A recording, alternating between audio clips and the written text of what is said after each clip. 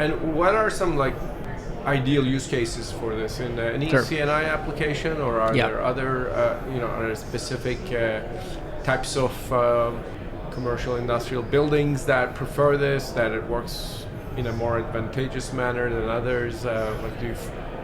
Where do you find the best use cases and some showcase customers maybe you can talk Sure. about? Yeah, there are some great cases for it. We've seen the sweet spot is kind of in that smaller scale between 50 kilowatts to like 500. Mm-hmm. It is competitive price wise on solutions up to a megawatt. So I don't want to put a higher end limitation on that. Yep. Its predecessor, the YC1000, we had some installations that were a megawatt or more that we actually had that product as a solution for those installations. But specifically rooftop solar, specifically that under a megawatt, kind of that smaller scale commercial rooftop solar applications. That's kind of where its sweet spot is. How does that compete with just a straight out good old traditional string inverter?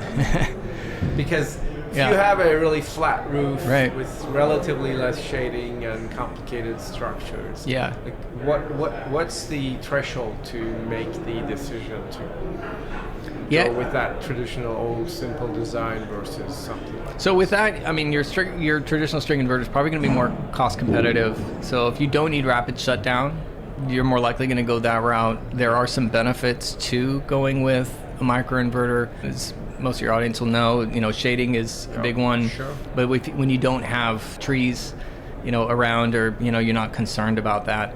But maybe some HVAC structures on the roof. And that's another part of it. So you could have building, structures. I've also seen lots of photos with dust, bird droppings. There's lots of shading comes in many forms. Yeah, that's right. So you have to know your site, and it's a good indication when you get up to check on the rooftop for the first time.